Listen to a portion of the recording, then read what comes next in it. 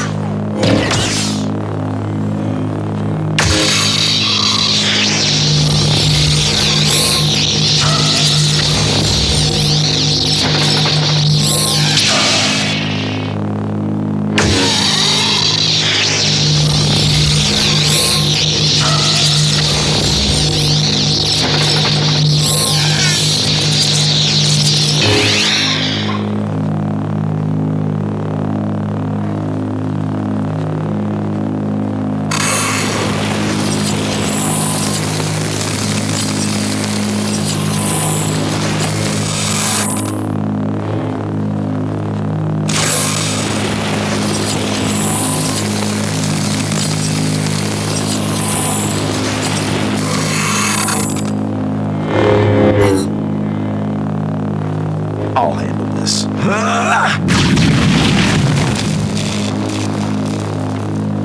You'll be no match for me.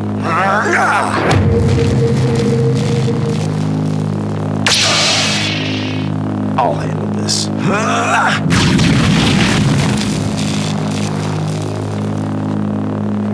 You'll be no match for me.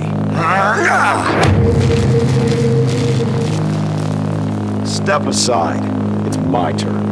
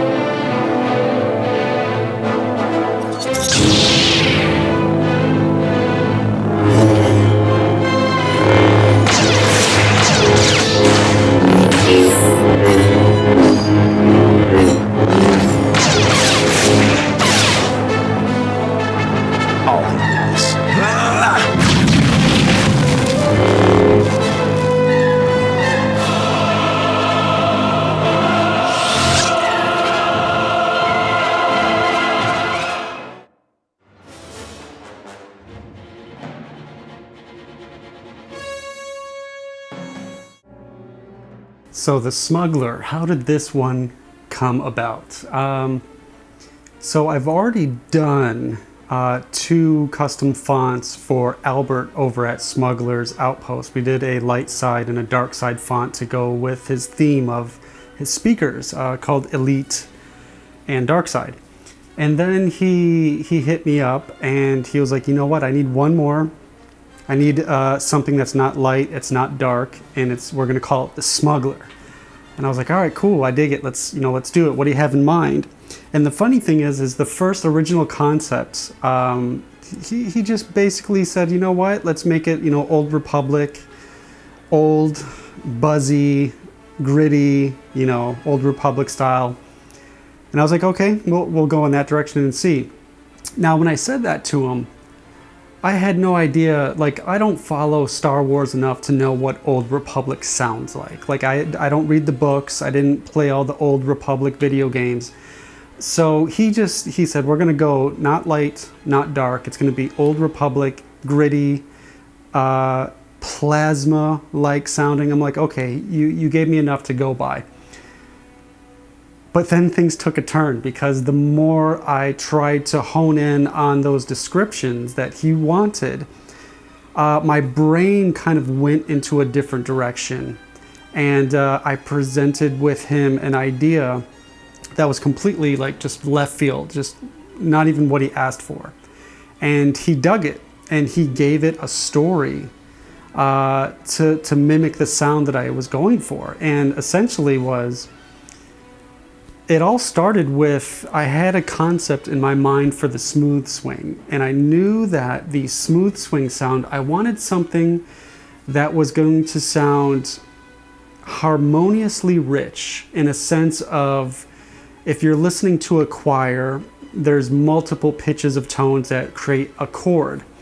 And I knew I wanted to make certain layers where you'll have the smooth swing tone, but at certain times there's going to be another layer of tone that harmonizes on top of it and creates a chord. So like a harmony, but only at certain stages of the swings. The smooth swing will sound normal at some times, then it'll get kind of buzzy, and then you'll hear it swell into like this harmonious kind of chord. And then another factor that I wanted to add in was this chiming crystal-like sound.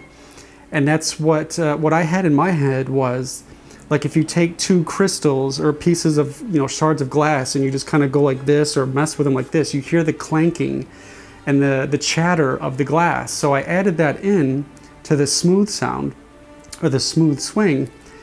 And the more that I played with it, I was like, okay, this is getting somewhere, because it starts off buzzy and singular and kind of just, canon sounding. But then it slowly phases into something harmoniously, harmonized with multiple layers of, pitches, whether if it's pitched up a 3rd or a 5th step. For anybody that follows music knows what that means. And then you hear these trails of this crystalline, like clanky glass shards, like kind of just twinkling around in the background, all like, harmoniously just kind of fading in and out as you slowly swing the saber in the smooth swing. So I presented that to Albert, and he came back to me and he was like, yeah, I dig it. He's like, I got a good story about it. The Smuggler, something along the lines where he's gonna have 2 crystals in his crystal chamber, and those 2 crystals harmoniously have to create the, the saber ignition and the saber light, and they have to work in conjunction harmoniously. And I was like, okay, we have something here. So we went in a completely different direction. And so I guess we can talk about some of the sounds and where we got to where we're at.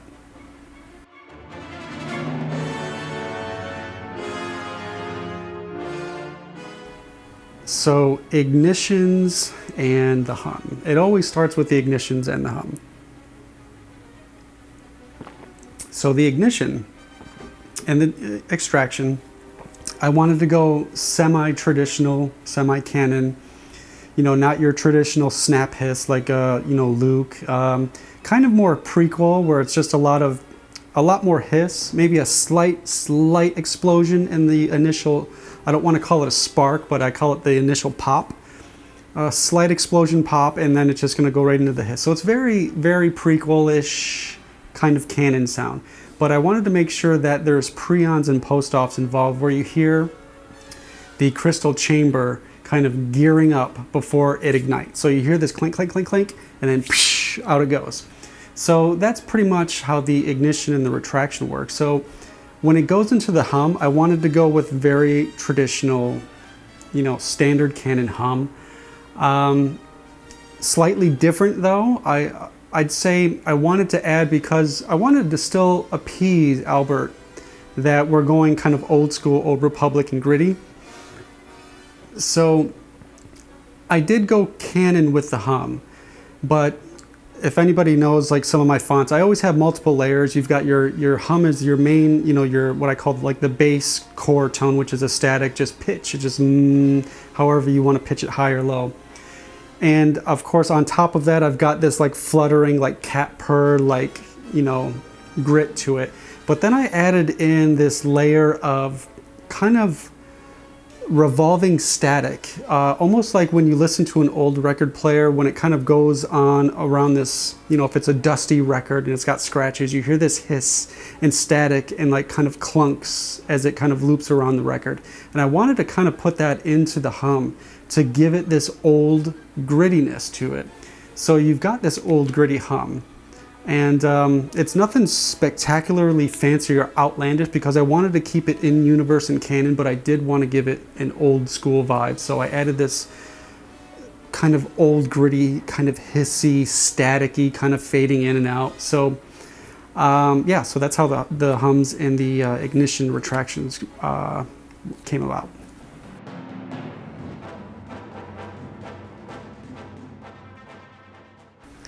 Okay, so now we can talk, well, I guess we already kind of hit about the smooth swings. I talked about the smooth swings already, how, you know, it's got the multiple layers that harmoniously kind of shift in and out of like this chorus-like pitch, or multitude of pitches actually that create a chord.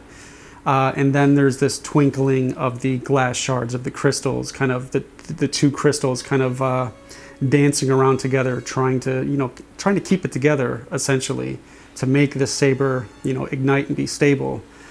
So that's how the smooth swings pretty much, you know, came about. And like, I love these smooth swings for some reason. It sounds so in universe and very canon. Like you would definitely hear this in a Star Wars film, but it's just got its own character where it's just slightly unique. So it's got its own personality, and I think this is perfect for the Smuggler. It's perfect for the Smuggler. So now the accent swings. The accent swings, again, I wanted to stick with something very canon-like. So it's got a mixture of different tones actually. There's a little tiny bit of original trilogy accent swings to it, but I also wanted to incorporate a little bit of what I call prequel accent swings. And if anybody watches the prequels, episodes 1, 2, and 3, you'll notice when the sabers swing, it's a much different sound. It's more aggressive in a sense where it sounds like you're swinging a baseball bat. You hear a lot more of the wind and less of the saber. You hear this woof, woof, woof, woof, where in the original trilogy, it's a lot more saber sounding, like meow, meow, meow. But in prequels, it's all woof. It's more about the air movement, the saber, the ferocious ferocity and velocity of the, like all your might is swinging into it. And if you watch episodes 1, 2, and 3, especially like, you know, Obi versus Annie in episode 3, it's just crazy. Like they're going so fast, full power swings and twirls. That's all you hear is like woof, woof, woof, woof, woof, woof, higher pitches, lower pitches. So I wanted to put a couple of those in there. Because again, the Smuggler font is not supposed to be light, it's not supposed to be dark, it's got to be somewhere in the middle. So I pitched a couple up higher to give it almost slightly, like almost like a Darth Maul spin, because the Darth Maul spin, again, is a very whooshy, air-driven sound in the swing, in the accent swing. Versus the Jedi's is the same concept, but it's not pitched as high, it's pitched much lower, much more bassier and smoother. So I threw a couple of those in there for good measure. I threw in some original trilogy accent swings, but on top of all of the accent swings that are what I call canon swings, I had to add an additional layer to tie it into the smooth swing and the concept. And of course, the concept being the Smuggler has 2 crystals together in one saber to make the sound. So the accent swings have this additional trail of these sparkling, like this crystalline trails where you hear the clanking of the crystals with every accent swing. It's just kind of like an after trail. So when you swing it, you hear the accent swing and you hear the slight twinkle of the crystals, essentially, you know, doing their job.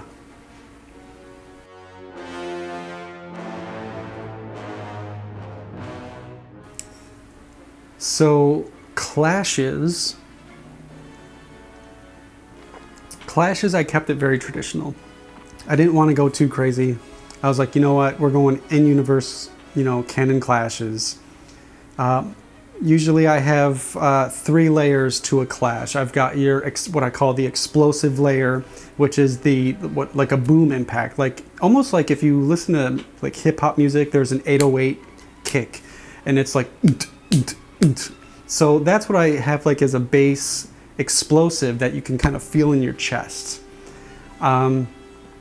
So then on top of that, you've got the impacts, and it's usually, you know, something along the lines of like, you know, like a clap or something like that. I'm not recording claps, but just to give you an idea of what the sound may sound like. So you've got like this 808 like kind of thud on top of something that's got like a transient spike, like a clap or like a clash.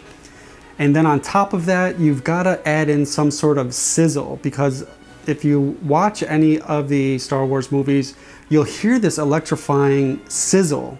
So when 2 sabers, you know, clash, you'll get the impact, but you also get the spark, the sizzling spark that's, you know, it's got like a slight trail hiss. And so you got to add in all these layers to make up of a good clash. So of course I have all these different layers. I think I put in maybe 10 or 12 clashes in this font, you know, different pitches. Some are bigger impact, some are short trail, some are long trail, like, you know, drawn out decays. And but overall, the theme for the clashes, I wanted to stay within in-universe, you know, canon clashes.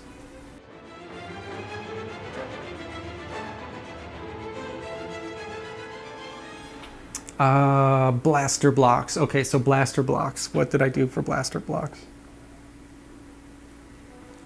I did pretty much what I usually do. Like usually within the multiple layers, the sound layers of a blaster block, like I might have said this in the, you know, my other videos, where obviously you have the blaster sound, whether if it's a, you know, a pistol, a rifle, and you have to know if it's coming from either like a rebel or a stormtrooper, like who, you know, what kind of blaster is it coming from? Because there's so many different models of blasters and rifles in the Star Wars universe, and they all have a slight tweak in sound. So again, because the Smuggler is not light side, he's not a Jedi, he's not dark side, he's not a Sith, he's somewhere in between, it gives me full reign to use any blaster sound, because he could be fighting a Jedi, he could be fighting a Sith, he could be fighting a civilian, he could be he's just, you know, he could be fighting anybody, or you know, blaster blocking from anybody. So it gave me free reign to use any sort of blaster rifle sound. So I put a good mixture of different blaster sounds from various you know, stormtrooper pistols or long fire rifles, even some droideka, you know, destroyers. I threw one of those in there just for good measure. And of course, I always have what I call the proximity effect, where how close in range is your, you know, your attacker shooting from. If it's really, if he's like 10 feet away, the blaster rifle sound is going to sound loud and very, you know, within proximity close to you. If he's, you know, 20, 30 yards away, of course, the blaster sound is going to be much lower in volume, and I'll sprinkle in some reverb to give it some distance. So usually I throw a couple of those in there to make it sound like your, you know, your attacker could be coming from anywhere. He could be right there. He could be, you know, his buddy could be up on a cliff, you know, far away shooting from a distance. So you get all these different, you know, up close or, you know, further away blast sounds. But then on top of that, usually I'll wait like about maybe 250 to 300 milliseconds is where you get the deflection sound, the saber deflection sound. And that's almost the same concept as a clash. You know, you get like this, you know, sharp, you know, pew kind of sound, and you've got to add some sizzle. But then the last layer on top of that is I'll put in a refraction of ricochet. So obviously you got your rifle shot that comes at you, you hear the rifle like pew, and then you got ping where you deflect it, but then you got to throw in a layer of sound where it actually the blaster laser beam ricochets away, and you'll hear this like it kind of whistles away. So there's, if you listen really close, like somebody that plays with my sound fonts may not hear all these little nuances because they're just swinging around and going nuts and having fun.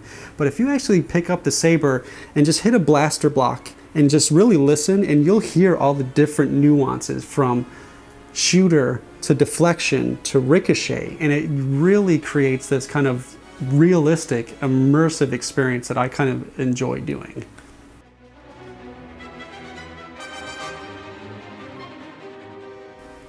Let's see what's next. Oh, the lockup. The lockup for me took a couple different tries, because the first lockup that I initially did, I liked where I was going with it, but I was like, no, it needs to tie into the theme more, which is around the 2 crystals. So what I wanted to do, I wanted the lockup to have, again, very in-universe, canon-sounding lockup, more geared towards the prequels era. If you listen to original trilogy, you'll hear a lot of the, like, this knocking and like, it's almost like a throaty kind of lockup. But in prequels, it's all high-end hiss and sizzle. It's all, you know, it's very high-end. So I went more prequel side, but I had to tie in these 2 crystals that are in the hilt, because when you're in a lockup, your crystals are now kind of like they're like in stress mode, because it's like, oh my god, they're either absorbing energy from the other saber and you're pushing through, so there's a lot of force going on. So these 2 crystals are kind of working overtime, and I wanted to incorporate this sound of the crystals kind of, again, going back to the concept, like if you hold 2 shards of glass and kind of rub them together, you hear this clanking, crystalline, piercing, chimey clanking. So I put some of that in on top of the lockup sizzle to make it sound like, as it's sizzling in lockup, you can hear the crystals kind of working overtime and just kind of not necessarily cracking, but they're kind of like, they're shaking and they're like, oh my god, here we go, you know, we got to put in some extra force, we got to keep it together, guys, or else the saber's going to blow up or something. So I wanted to have this clanking of the crystals kind of like just really stressing out. And then of course you've got all these little nuances also dipped in there of all these like little pops and, you know, whizzles and weasels and you know, to make it sound like a, you know, a traditional lockup. But the idea is, if you listen closer, you'll hear the chatter and the clanking of the crystals intensifying in the lockup. Yeah, so that's the lockup sound.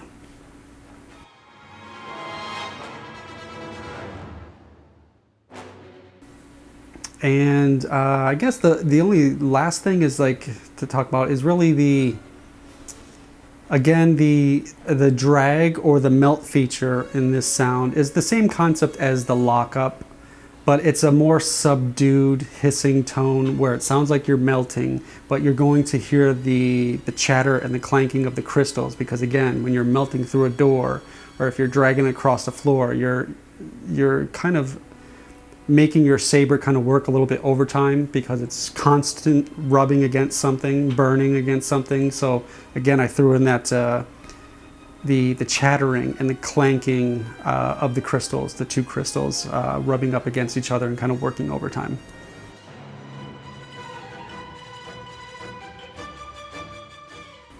And then last but not least, I'd say the force effects, which, you know, if anybody, you know, uses my fonts, they know I don't use a lot of quotes. I'm not a fan of quotes. I don't know why. I'm just not a fan of putting in all, you know, like dozens and dozens of, you know, character quotes. But I think what I wanted to do with this one was, because it is a character, he had to have a couple, but I wasn't going to go overboard. I wanted to stick to what what I'm used to, what I'm known for is, force pushes. So you can be immersive in the Saber experience without having to hear somebody talking or, something like that. But because the Smuggler is now a character, it's like, okay, I felt compelled. I need to at least throw a couple voice lines in there. And I forget what I said in there. There's a couple in there that just made him sound really cocky. It's not a long, voice quote, per force effect. He says something ballsy or cocky, and then he just kind of lets you have it with like a force push or force lightning or something like that. And I had to pitch it down a way because I wanted this character to have a lower tone, kind of throaty voice. I wanted his voice to sound gritty and throaty.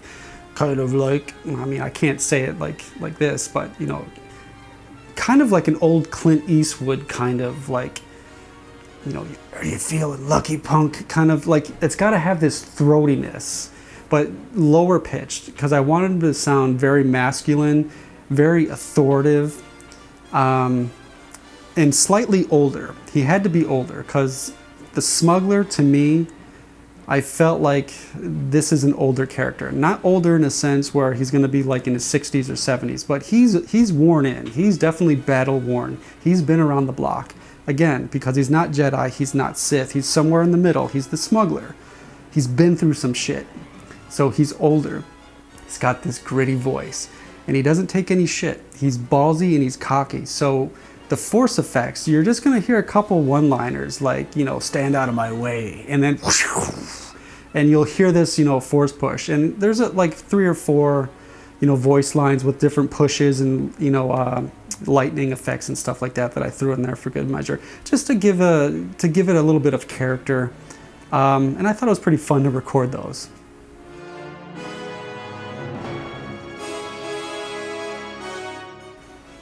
So, yeah, that's pretty much all of, the Smuggler. Now, the Smuggler is an exclusive font for, ta-da, Smugglers Outpost. So you can only find it there. I'm not selling this on my web shop. You can only find this font on Albert's Etsy shop over at Smugglers Outpost. Awesome venue. Amazing speakers. You can get tons of parts there. I buy all my speakers and parts there. He's done installs for me. Great dude. Great collaboration. I had a blast making this font for him.